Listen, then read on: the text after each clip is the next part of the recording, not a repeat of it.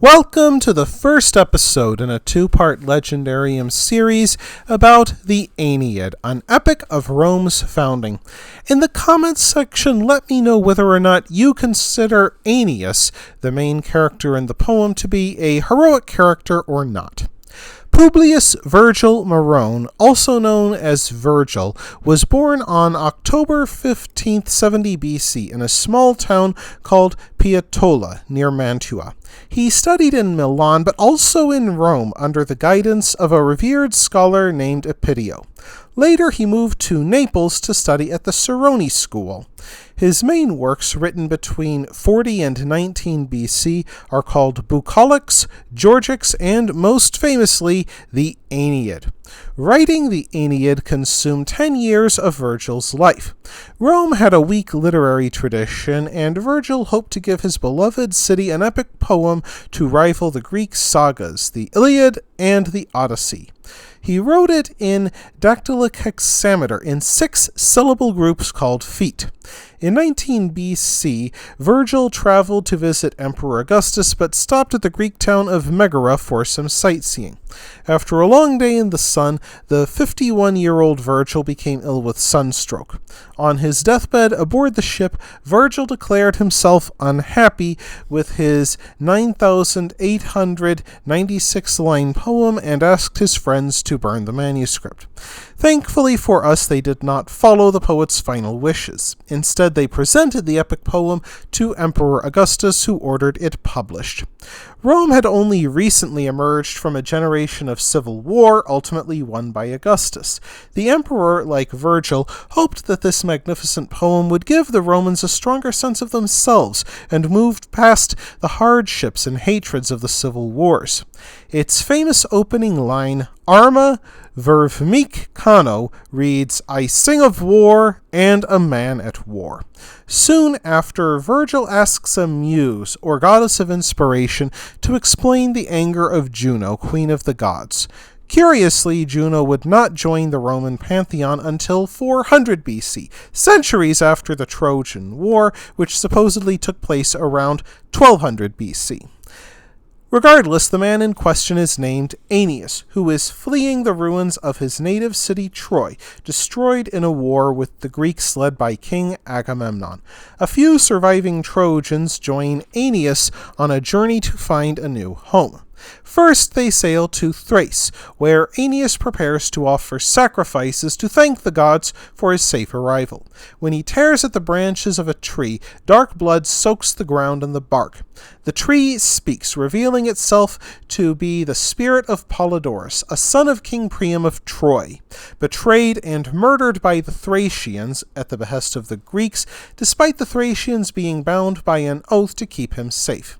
Virgil likely included this particular episode to justify the eventual Roman conquest of Thrace as the gods' punishment upon a wicked nation.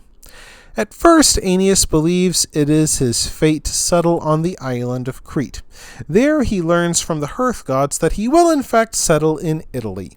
The hearth gods also give the prophecy of Roman supremacy, declaring you must prepare great walls for a great race. The Trojans then slaughter many wild cows and goats that roam free and hold a feast, provoking an attack from the Harpies, terrible birds with the faces of women. The Trojans attempt to fight the Harpies off, but one of the creatures places a curse on them. She prophesies that the Trojans will not found their city until hunger forces them to eat their own tables. Aeneas then pilots his fleet along the southern coast of Italy to the island of Sicily, where Mount Etna is erupting in the distance. There he encounters a survival of Ulysses' famous meeting with the Cyclops, a bit of fan fiction that Virgil inserted into his work. Much worse, they must contend with the vindictive Juno, queen of the gods, who hates Troy because another Trojan, Paris, judged Juno's rival Venus to be the fairest of the goddesses in a divine beauty contest, which actually started the Trojan War to start with. Juno calls upon Aeolus, god of the winds, to bring a great storm upon Aeneas as he sails in search of a friendly harbor. Aeolus obeys and unleashes a fierce storm upon the battle-weary Trojans. This is a reminder that the Romans saw themselves as being at the mercy of powerful forces beyond their understanding. It is also a reminder that the gods do not need a good reason for destroying the lives of men. Wind and waves buffet Aeneas' ships, scattering them. As the storm strengthens further, Neptune, god of the sea, senses the presence of the awesome storm. He tells the winds that Aeolus has overstepped his bounds and calms the water just as Aeneas' fleet seems doomed to sink. This is a reminder to the audience that just as one goddess can curse you, another god can save you, a reminder of the vicissitudes of life. 7 ships remain, and they head for the nearest land in sight, the coast of Libya. There the poem turns to Mount Olympus, which instead of being populated by the Greek gods, is now home of the Roman gods and goddesses. They include Venus, the mother of Aeneas, who begs Jupiter, king of the gods, to allow her to help end her son's suffering. She received permission and goes to the nearby city of Carthage and instructs Queen Dido to receive Aeneas and his comrades warmly. When Aeneas enters the palace, not only does he find a warm welcome, but he also finds most of his comrades whom he thought lost in the storm.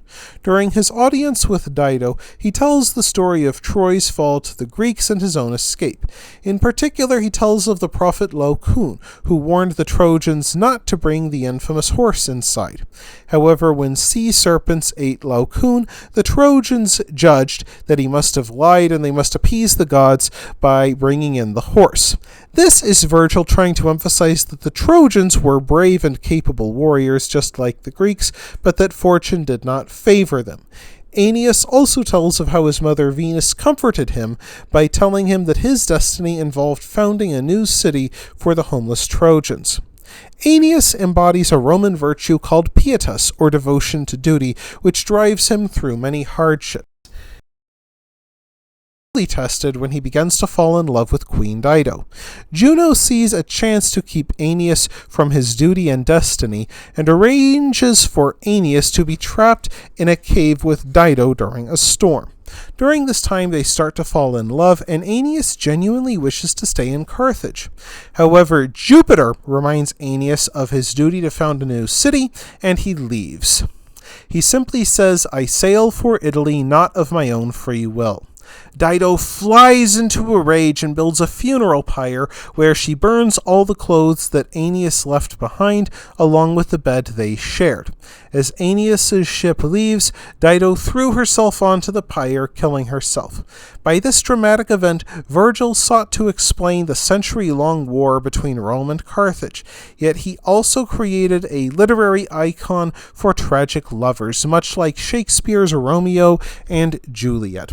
What happens next, we'll find out in part 2. That wraps things up for this episode of The Legendarium. I hope you enjoyed it. If you did, press like. If you want to see more, press subscribe. And if you've got anything to say, let me know in the comments section. Thanks again for joining me, and I hope that you have a great rest of the day.